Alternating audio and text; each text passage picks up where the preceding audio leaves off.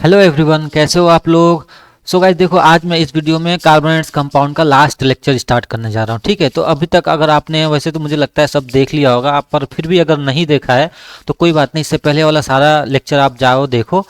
ठीक है, ताकि ये जो लेक्चर है आप लोगों को और ही आसानी से समझ में आए।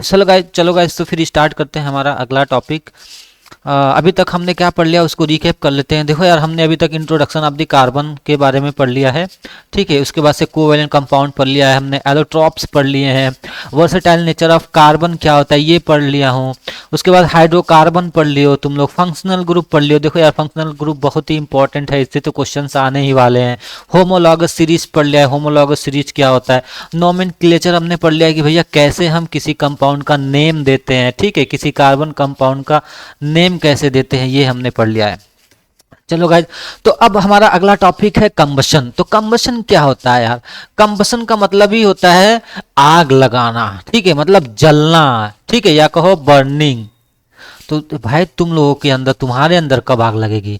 तो देखो यार, यहाँ पे क्या हो रहा है कि जब कार्बन और इसके एलोट्रॉप्स जो होते हैं वो जब जलते हैं ना, तो क्या होता है, तो वो कार्बन डाइऑक्साइड देते हैं।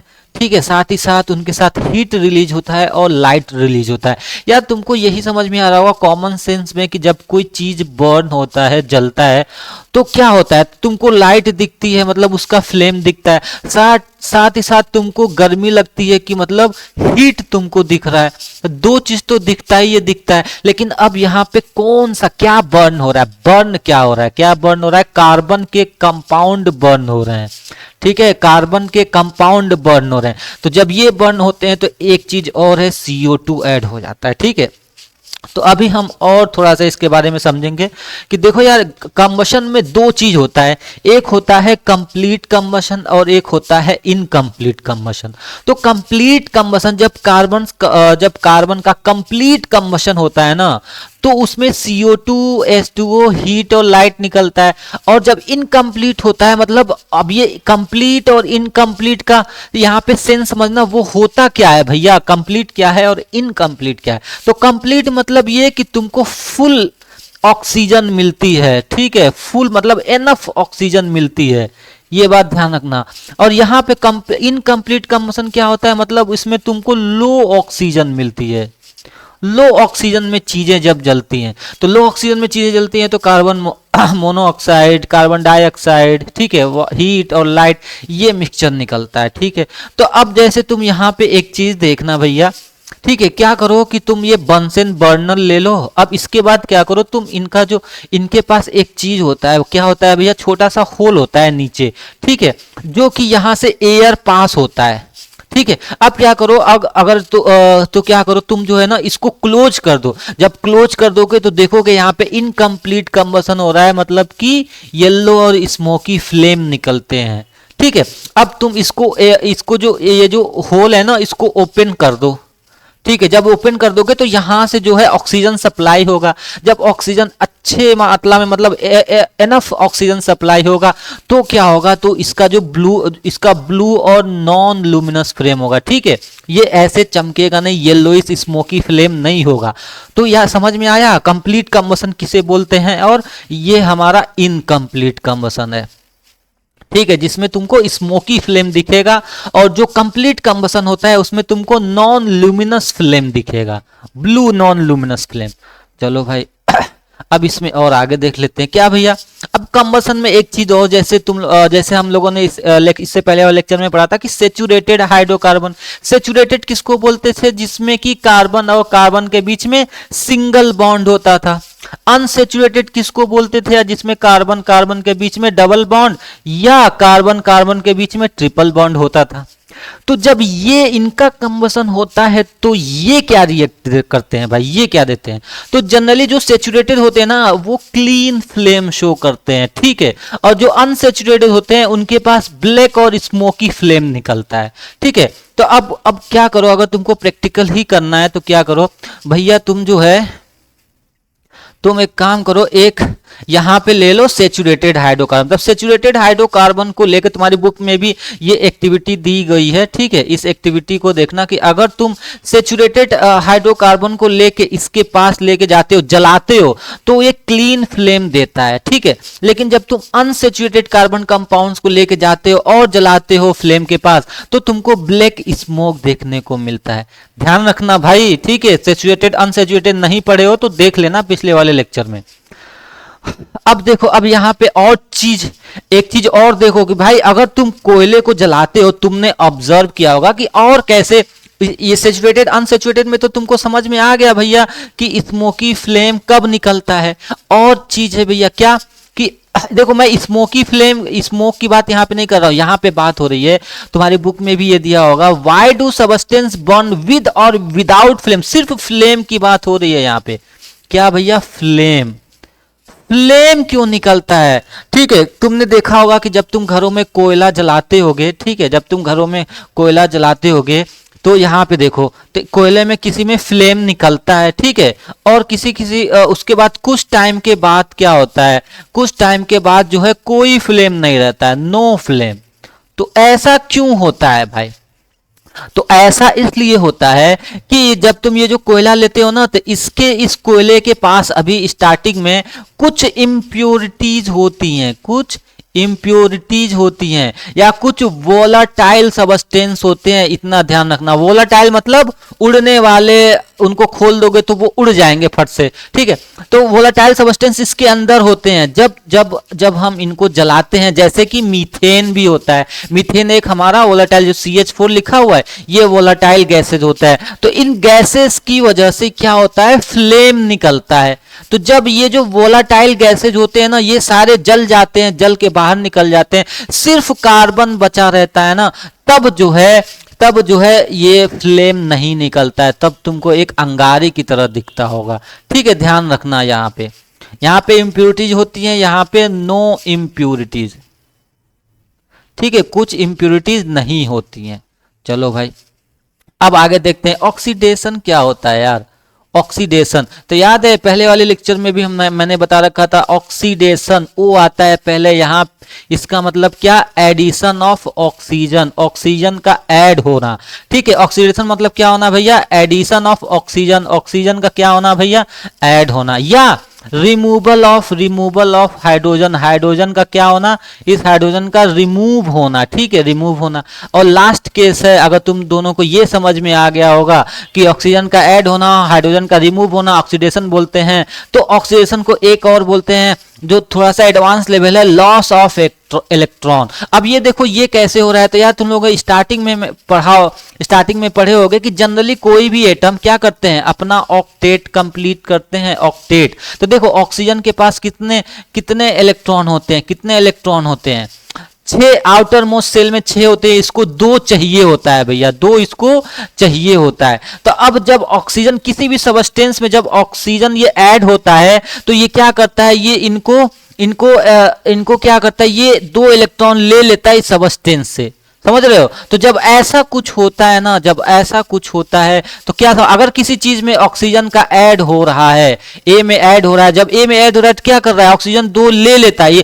अब ये ऑक्टेट कंप्लीट करने के लिए तो सारा इलेक्ट्रॉन देगा नहीं, क्योंकि सारा देना पड़ेगा, या तो 2 ले लेगा। जब 2 लेता है तो देखो इसी कॉन्सेप्ट को यहाँ पे बोला गया है कि ऑक्सीजन जब भी किसी के साथ ऐड होगा तो क्या होगा, इसका लॉस ऑफ इलेक्ट्रॉन होगा। तो देखो यार, इस चीज को बोलते हैं क्या, हम इस चीज को बोलते हैं ऑक्सीडेशन। अब तुम लोग यहाँ पे एक एग्जांपल है, क्या भैया, इथेनॉल ऑक्सीडाइज्ड होता है। वो कैसे भाई, कि जब इथेनॉल को जो है ना KMnO4, ठीक है, KMnO4 जब ये ऐड करते हैं, इसमें एक ड्रॉप, ठीक है, KMnO4 ऐड करते हैं, तो क्या होता है, ये डिसअपीयर हो जाता है, कलर देखना यहाँ पे, कलर जो है डिसअपीयर हो जाता है यहाँ पे, ठीक है, ये कलर देखो डिसअपीयर हो गया यहाँ पे। लेकिन जब ज्यादा ऐड कर देते हैं तब डिसअपीयर नहीं होता। पहले अगर एक तो थोड़ा सा ये KMnO4 ऐड करते हैं तो वो क्या करता है, इथेनॉल के अंदर जाता है और ऑक्सीजन को ऐड कर देता है, तो इथेनोइक एसिड बना देता है। ठीक है, इथेनोइक एसिड बन जाता है। ये रहा फॉर्मूला। ठीक है, जब इथेनॉल में KMnO4 लगा यहाँ पे एक ड्रॉप डाल के हीट करते हैं तो वो इथेनोइक एसिड बन जाता है। ठीक है, मतलब कि क्या होता है यहाँ पे पर्पल कलर जो है वो कलर डिसअपीयर होता है। इससे ये समझ में आ गया कि हाँ भैया ये जो इथेनॉल है ना, ये इसमें देखो इसमें ऑक्सीजन ऐड होके ऐसा ये इथेनोइक एसिड बन गया। ठीक है, अब तुम ज्यादा डाल दोगे तो भैया जब ज्यादा डाल दोगे तो पहले से ही वो बन गया है, ऑक्सीजन उसके फुलफिल हो गए हैं, पहले से ही सारा कंप्लीट अपनी जगह स्पेस ले लिया है। तो उसके बाद जो एक्स्ट्रा बचते हैं वो पर्पल कलर दिखाते हैं। ठीक है, ये बात ध्यान रखना। अब देखो यहाँ पे एडिशन रिएक्शन की बात हुई। एडिशन मतलब क्या है, सिंपल सीधी बात है, जब दो सबस्टेंस ऐड होके एक सिंगल प्रोडक्ट बनाते हैं उन्हीं को बोलते हैं एडिशन। अगर A प्लस P ऐड होके C बना रहे हैं तो ये कैसा रिएक्शन है, कैसा दोनों क्या हो रहे हैं, दोनों ऐड हो रहे हैं। तो जब ये दोनों ऐड हो रहे हैं तो बन क्या रहा है, यहाँ पे तीसरा प्रोडक्ट बन रहा है। तो इसी चीज को बोलते हैं एडिशन रिएक्शन। ठीक है, अब इसके तुम एग्जाम्पल देख लो, जैसे कि हाइड्रोजिनेशन ऑफ इथीन है। ठीक है, इथीन क्या होता है, इथीन होता है C2H4। ठीक है, इथीन होता है C2H4। अब इसमें क्या करते हैं, हाइड्रोजन और H2 ऐड करा दो इसमें, तो अब देखो ये क्या करेगा, इस बॉन्ड को हटा के दोनों क्या कैसे बन जाएंगे, CH3 ऐसे बन जाएंगे। ठीक है, तो ये क्या होता है जनरली जब ऐड हो रहा है, देखो C2H4 में जब हाइड्रोजन का ऐड होके क्या बना रहे हैं, एक C2H6 बना रहे हैं, तो ये कहला गया तुम्हारा एडिशन, मतलब हाइड्रोजन यहाँ पे ऐड हो रहा है। तो इस तरीके से हाइड्रोकार्बन में क्या होता है, इसमें अब हम क्या पढ़ रहे हैं, कार्बन एंड्स कंपाउंड। तो हाइड्रोकार्बन है या कार्बन कंपाउंड है, ठीक है, या जो कार्बन कंपाउंड है उसमें हम क्या कर रहे हैं, जब हाइड्रोजन को ऐड कर रहे हैं तो क्या बन जा रहा है, एक नया प्रोडक्ट। तो हम बोल रहे हैं कि भैया कार्बन जो है एडिशन रिएक्शन भी देता है। ठीक है, तो अब इसका एग्जांपल देख लो भैया, ये जो है इसमें क्या हुआ, ऑक्सीजन ऐड हुआ निकेल के प्रेजेंस में। निकेल क्या होता है, कैटलिस्ट के प्रेजेंस में जब ऐड हुआ तो ये बन गया तुम्हारा इथीन से इथेन बन गया। ठीक है, चलो भैया अब यहाँ पे देखो, अब यहाँ पे रियल लाइफ एग्जांपल, इसका एग्जांपल क्या है कि जो वेजिटेबल्स ऑयल्स होते हैं ना, इनको जब हाइड्रोजिनेशन कराते हैं तो वनस्पति घी बनता है। ठीक है, ये घी बन जाता है। ये एक तुम्हारा रियल लाइफ एग्जांपल है जो कि मतलब बहुत ही, अगर तुम लोग कहो तो याद कर लो, एग्जाम में आ भी सकता है। ठीक है, कि भैया एडिशन रिएक्शन का एग्जाम्पल बताओ, कार्बन एंड कंपाउंड, कोई भी कार्बन कंपाउंड का। ठीक है, चलो भाई अब बात करते हैं सब्स्टिट्यूशन रिएक्शन का। तो यार सब्स्टिट्यूशन से मतलब क्या हो रहा है, किसी भी कोई मान लो A प्लस B है, ठीक है, B के साथ C है, तो सब्स्टिट्यूट क्या होगा कि एक बंदा आएगा यहाँ से C को हटा के अपनी इस C को बाहर निकाल दिया और अपनी जगह ले लिया। ठीक है, मतलब कि रिप्लेसमेंट होना। सब्स्टिट्यूशन मतलब क्या भैया, रिप्लेसमेंट होना। ठीक है, रिप्लेसमेंट कर देना किसी चीज का या टेक प्लेस कर देना अनदर एटम को, उसको बोलते हैं सब्स्टिट्यूशन रिएक्शन। तो देखो भैया यहाँ पे CH4 को जब Cl2 से रिएक्ट कराते हैं तो क्या करता है, Cl2 एक H को हटा के अपनी जगह यहाँ पे ले लिया। ठीक है, तो यहाँ पे तुम लोग को दिख रहा होगा, देखो भैया क्या किया, यहाँ से हाइड्रोजन को हटा के, ठीक है, यहाँ से क्या किया है भैया, यहाँ से हाइड्रोजन को हटा के क्या किया है, यहाँ पे अपनी जगह ले लिया है। ठीक है, तो ये रिएक्शन कैसा कहला गया, इसको बोलते हैं हम सब्स्टिट्यूशन रिएक्शन। चलो भाई अब ये क्वेश्चन सॉल्व कर लो यार।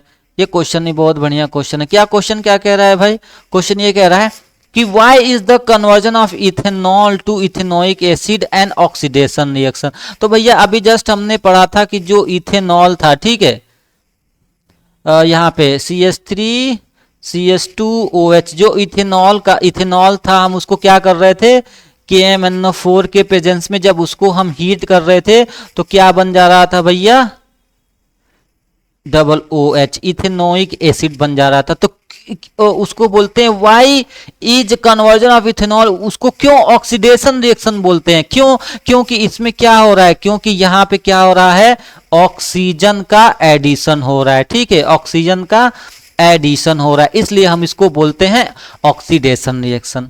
और तीसरा ये है कि भैया अब यहाँ पे देखना एक क्वेश्चन है जो कि रियल लाइफ से एग्जांपल है। क्या भाई? A mixture of oxygen and ethene is burn for welding. अक्सर तुम लोग देखे होगे वेल्डिंग, जहाँ पे जो वेल्डिंग होता है ना, तो जब वेल्डिंग होता है तो ऑक्सीजन और इथीन ऐड करते हैं बर्न कराने के लिए, ठीक है। मतलब इथीन को ऑक्सीजन के प्रेजेंस में यहाँ पे बर्न होता है, ऑक्सीजन सप्लाई करते हैं। तो भैया ये पूछ रहा है can you tell why air क्यों नहीं यूज करते हैं, अलग से एयर के प्रेजेंस में क्यों नहीं बर्न होता है?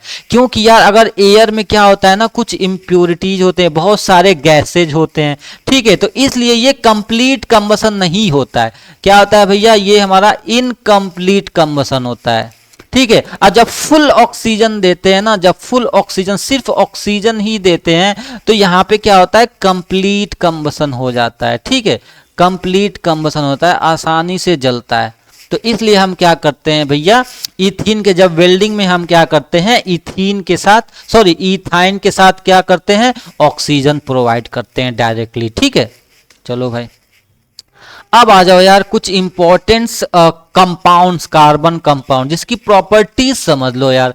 तो इथेनॉल है, तो इथेनॉल को देखो यार, इथेनॉल है ना बहुत ही इंपॉर्टेंट है। इथेनॉल को बोलते हैं इथाइल अल्कोहल, ठीक है, इथाइल अल्कोहल। और इसका कॉमन नेम भी बोलते हैं यार, कॉमनली सिर्फ उसको अल्कोहल भी बोलते हैं, ठीक है, जो कि अल्कोहलिक ड्रिंक्स में यूज किया जाता है। तो यार ये क्वेश्चन पूछा जा सकता है कि किसको अल्कोहल बोलते हैं? अल्कोहल जनरली तो इथेनॉल को, इथेनॉल को कॉमनली अल्कोहल भी बोलते हैं, जो कि क्या है, ये ड्रिंक्स में यूज होता है, अल्कोहलिक ड्रिंक्स में यूज होता है।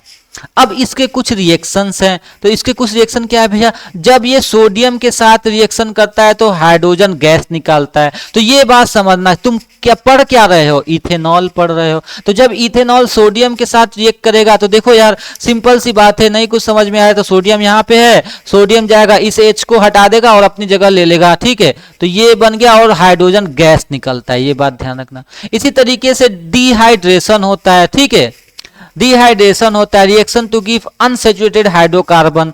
तो यहाँ पे जब क्या बोलते हैं वो देखो इथेनॉल है, इथेनॉल को जब H2SO4 के साथ सल्फ्यूरिक एसिड के साथ प्रेजेंस में जब हीट करते हैं तो यहाँ पे भी देखो वाटर निकल जाता है, वाटर निकलता है, ठीक है, तो इसको बोलते हैं डिहाइड्रेशन हो रहा है यहाँ पे। तो देखो भैया इथेनॉल का बेसिक ये जनरली ये दो रिएक्शन है जो कि तुम्हारी बुक में दिया हुआ इंपॉर्टेंट है।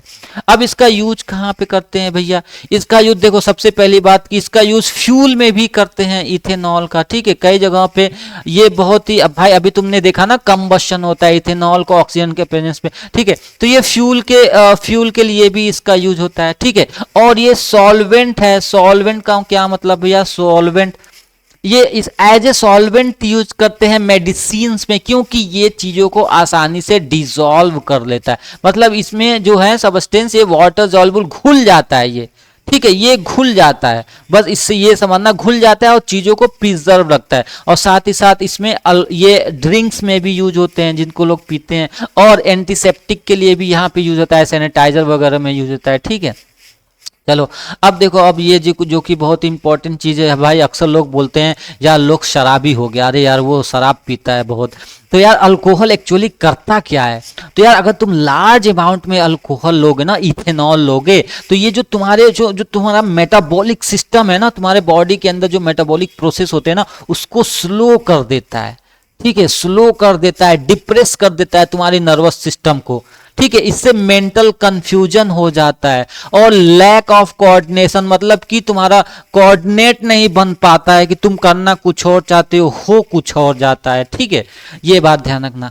अब एक चीज और भैया, यहाँ पे एक कंपाउंड, कार्बन कंपाउंड एक और है जो कि बहुत ही डेंजरस है। क्या है भैया? बहुत ही डेंजरस है। क्या है भैया? वो है मीथेनॉल। देखो इथेनॉल नहीं, मीथेनॉल, ठीक है। मीथेनॉल एक ऐसा कार्बन कंपाउंड है जो कि अगर तुम उसको पी लोगे तो मर जाओगे भैया, ठीक है। ये रैपिडली क्या करता है, methanol oxidise to methanol in liver, ये लीवर में रैपिडली ऑक्सीडाइज हो जाता है, वो जो कि बॉडी सेल को डायरेक्टली डैमेज कर देता है भाई, ठीक है। Methanol makes blind by harming optic, ये तुम्हारे ऑप्टिक नर्व को भी क्या कर देता है भैया, ऑप्टिक नर्व को भी पहुंचाता है, ठीक है, हार्म पहुंचाता है, ठीक है। चलो भैया, इसीलिए इसको क्या करते हैं लोग, अब भाई चूंकि अल्कोहल जो अल्कोहल है, अल्कोहल को लोग पीते हैं, शराब बनते हैं, तो इसलिए यहाँ पे ये क्या करता है, इसमें अल्कोहल में मीथेनॉल मिला देते हैं। जब अल्कोहल में मीथेनॉल मिला देते हैं तो क्या हो जाता है भैया, ये जो है लोग, ये पॉइजनस हो जाता है, तो इसलिए लोग पीते नहीं है। तो मतलब सेफ्टी पर्पज के लिए कि जो कुछ सॉल्वेंट में, जो इंडस्ट्रियल लेवल पे जो सॉल्वेंट होता है उसमें मीथेनॉल मिला देते हैं।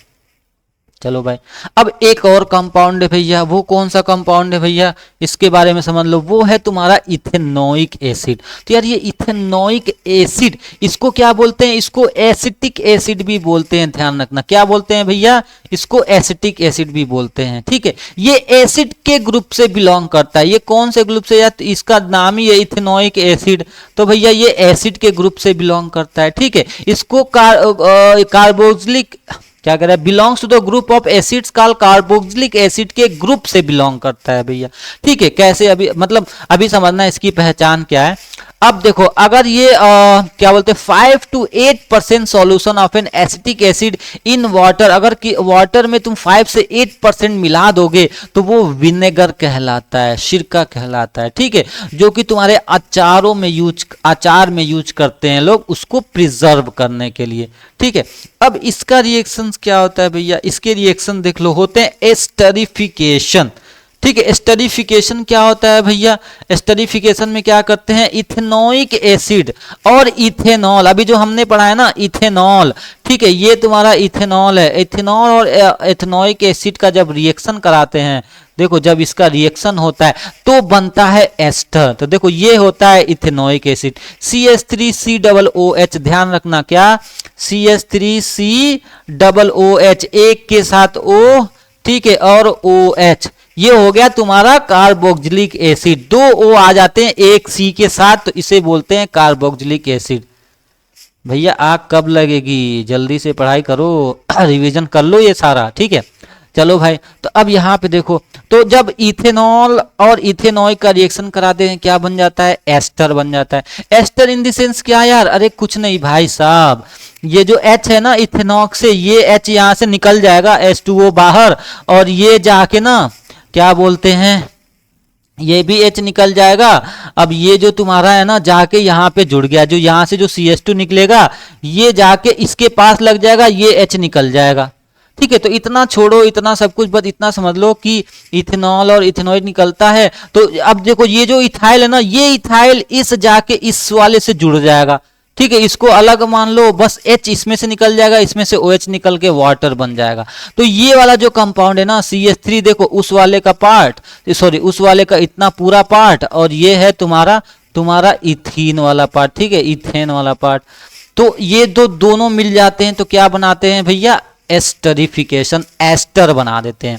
और जो कि एस्टर होता है ना, बहुत ही फ्रूटी स्मेल करता है भैया, फलों जैसा महकता है वो, और वो फ्लेवरिंग के लिए भी यूज किया जाता है, कहीं कहीं फ्लेवर प्रोवाइड करते हैं, नेल पॉलिश रिमूवर के लिए भी यूज करते हैं भैया। ठीक है, क्योंकि ये एसिडिक बिहेवियर शो करता है, परफ्यूम्स में यूज करते हैं। ठीक है, फ्लेवरिंग में और नेल पॉलिश रिमूवर के लिए भी इसका यूज किया जाता है, और ये महकता बहुत बढ़िया है, फ्रूटी स्मेलिंग लिक्विड होता है। ठीक है, चलो भाई, अब बात करते हैं इथेनोइक एसिड। हाँ, तो इसका रिएक्शन देखो, तो इसका रिएक्शन विथ बेस, अगर इसका बेस से रिएक्शन होता है तो क्या बन जाता है भैया, सोडियम इथेनोएट बन जाता है। ठीक है, अरे कुछ नहीं यार, देखो अक्सर क्या हो रहा है ना, यहाँ से H निकल जा रहा है और ये यहाँ पे आके लग जा रहा है, तो ये तुम्हारा सोडियम इथेन, देखो इसका मैं मैकेनिक्स नहीं बता रहा हूँ, वो बताने बैठ जाऊंगा तो फिर तो बहुत ही टाइम लग जाएगा, वो तुम लोग पहले पढ़ लिए होगे कैसे रिएक्शन होता है। तो बस इतना ये समझना, इथेनोइक एसिड जब सोडियम के साथ रिएक्ट करता है तो सोडियम इथेनॉइड बनाता है और वाटर बनाता है। ये चीजें जानो, मतलब यार सीखो, समझो यार कि हो क्या रहा है थोड़ा सा। ठीक है, फोकस करो थोड़ा। अब जब कार्बोनेट और हाइड्रोजन कार्बोनेट के साथ जब रिएक्शन कराते हैं, इसमें भी सेम बनाता है। देखो यहाँ पे सोडियम एसीटेट लिखा है, दोनों सेम है। ठीक है, ये तुम्हारा IUPAC नेम है, ये कॉमन नेम बोलते हैं। ठीक है, ये IUPAC नेम है और ये तुम्हारा कॉमन नेम है, दोनों में कंफ्यूज मत होना, दोनों सेम है देखो, ठीक है। तो कार्बोनेट और हाइड्रोजन कार्बोनेट Na2CO3 के साथ ये करता है तो क्या यहाँ पे कार्बन डाइऑक्साइड निकलता है, ये ध्यान रखना। अब ये कार्बोनेट है ना तो कार्बन डाइऑक्साइड निकलेगा, इतना तो यार कॉमन सेंस यूज कर लेना, ठीक है। अब क्या कह रहा है भैया, how would you distinguish experimentally between alcohol और कार्बोक्सिलिक एसिड। तो भैया अल्कोहल CH3CH2OH और कार्बोक्सिलिक एसिड, ठीक है, कार्बोक्सिलिक एसिड CH3CH2OH, ठीक है। तो भैया ये बताओ यहाँ पे सॉरी CH3, हाँ ठीक है। तो अब यार ऐसे एक O यहाँ पे, एक O यहाँ पे, एक H यहाँ पे, और ये तुम्हारा CH3, ये है तुम्हारा कार्बोक्सिलिक एसिड। ये मैं H फालतू में यहाँ लगा दिया, ठीक है।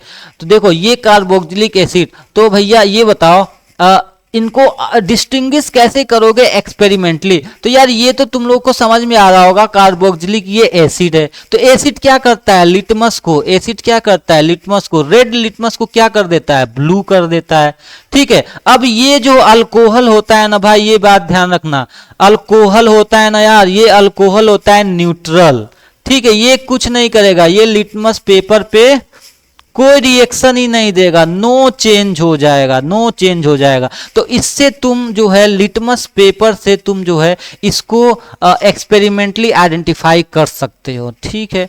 अब यहाँ पे एक क्वेश्चन और है बढ़िया, ऑक्सीडाइजिंग एजेंट क्या होता है। क्या भैया ऑक्सीडाइजिंग एजेंट क्या होता है। यार एजेंट का काम ही होता है काम करवाना, एजेंट का काम होगा ऑक्सीडाइजिंग कराना। तो मतलब कि जब ये देख रहे थे CH3CH2OH जब इथेनॉल को जो है KMNO4 ये इसके साथ रिएक्शन करा रहे थे तो क्या बन रहा था, CH3COOH, ठीक है, ये बन रहा था। तो भैया हमको ये तो समझ में आ गया ये क्या काम कर रहा है, ये जो है इसमें ऑक्सीजन को ऐड करा रहा है, किसको भैया, ऑक्सीजन को। तो ये एजेंट हो गया, तो कैसा एजेंट, ऑक्सीडाइजिंग एजेंट। तो देखो भैया जो ऑक्सीडेशन कराए ना, यहाँ पे क्या हो रहा है, एडिशन ऑफ ऑक्सीजन। तो जब एडिशन ऑफ ऑक्सीजन होता है तो ऑक्सीडेशन कहलाता है भैया, ऑक्सीडेशन कहलाता है। और जो करवा रहा है जो एजेंट, तो देखो यार ये एजेंट करवा रहा है, इसके बाद ध्यान रखना ये एजेंट करवा रहा है, तो इस एजेंट को बोलोगे ऑक्सीडाइजिंग एजेंट, ठीक है। चलो भैया एट लास्ट आ गया ये सोप्स और डिटर्जेंट क्या होता है। तो देखो भाई सोप जो मॉलिक्यूल होते हैं ना उनके दो एंड होते हैं, ठीक है। कौन कौन से, अब ध्यान रखना, अब यहाँ पे तुमको दिख रहा होगा, ठीक है, यहाँ पे तुमको दो चीज दिख रहा होगा, क्या भैया, एक ऊपर वाला हेड, यहाँ पे तुमको एक हेड दिख रहा होगा और पीछे वाला टेल, ठीक है, ये तुम्हारा हेड हो गया और जो पीछे है ना ये हो गया तुम्हारा अंदर वाला टेल हो गया। तो अब यहाँ पे इसके एक तो हेड होता है, ठीक है, और एक टेल होता है। तो देखो यार जो हेड होता है ना वो क्या बोलते हैं, हाइड्रोफिलिक होता है, वो मतलब वाटर के साथ अट्रैक्ट करता है। और जो टेल होता है ना यार, ये बात ध्यान रखना भाई, इसमें अगर कंफ्यूज हो गए तो दिक्कत हो जाएगा। जो टेल होता है ना ये वाटर से डरता है, हाइड्रोफिलिक होता है, वाटर से डरता है, ठीक है, वाटर से डरता है। जो टेल होता है, टेल मतलब कि ये क्या होता है, हाइड्रोफोबिक होता है, ठीक है, फोबिक मतलब डरना, तो ये वाटर से डरता है। तो टेल जब वाटर से डरता है, टेल क्या होता है, अब इतने सारे मॉलिक्यूल हैं, इनको बोलते हैं मिशेल्स और शॉप मिशेल्स इन वाटर, पूरे को शॉप मिशेल्स बोलते हैं। तो भैया अब एक मॉलिक्यूल क्या करेगा, वाटर से डरेगा, जब तुम साबुन को पानी में ले जाते हो उसको, ठीक है, तो वो क्या करता है, जो उसके मॉलिक्यूल्स है ना वाटर से दूर भागते हैं, तो वाटर से दूर भागते हैं तो डर्ट में चिपक जाते हैं। अब उनको कहीं भी वाटर से दूर भागेंगे, कहीं भी डर्ट मिलेगा तो वहां पे चिपक जाएंगे, ठीक है। अब ये टेल है, इतने सारे टेल हैं, इनको पानी से दूर भाग रहे हैं, तो जहां भी उनको ऑयल मिलेगा या डर्ट मिलेगा वहां पे क्या होंगे, ये टेल पानी से तो दूर भागेगा तो यहां पे चिपक जाएंगे। इसी तरीके से ये डर्ट पे चिपक जाते हैं, तो अब इनको पानी से फिर बहाते हैं तो ये बाहर डर्ट निकल जाते हैं, ठीक है। बहुत ही आसान है इसको समझना भाई, बस तुमको इतना पता होना चाहिए कि जो हेड होता है वो वाटर से अट्रैक्ट करता है, ठीक है, वाटर से अट्रैक्ट करता है। अब जो ये टेल होता है ये क्या करता है भैया, वाटर से रिपेल करता है, ठीक है। चलो भाई, तो अब देखो ये बनते कैसे हैं, इनका रिएक्शन क्या होता है। तो जब सोडियम हाइड्रोक्साइड को ट्रीट करते हैं अल्कली से, ठीक है, तो वो कन्वर्टेड अल्कोहल में कन्वर्ट होता है और सोडियम साल्ट बना देता है। ठीक है, ये जो सोडियम हाइड्रोक्साइड, ये NaOH, इसको जब रिएक्ट कराते हैं अल्कली से, ठीक है, ये हमारा जो बन रहा था एस्टर से, तो ये क्या बन गया, सोडियम साल्ट बन गया। ठीक है, और ये अल्कोहल बन गया। तो ये है तुम्हारा सोपोनिफिकेशन बोलते हैं इसके। ठीक है, जिससे जिससे हमारा वो बनता है मिशेल, ये पूरा का पूरा बनता है। तो इसी को बोलते हैं भैया सोपोनिफिकेशन बोलते हैं। सो गाइज, अगर आपको ये वीडियो पसंद आए तो प्लीज़ लाइक करो, सब्सक्राइब करो और शेयर करो भाई। So guys, thank you so much guys for watching this video.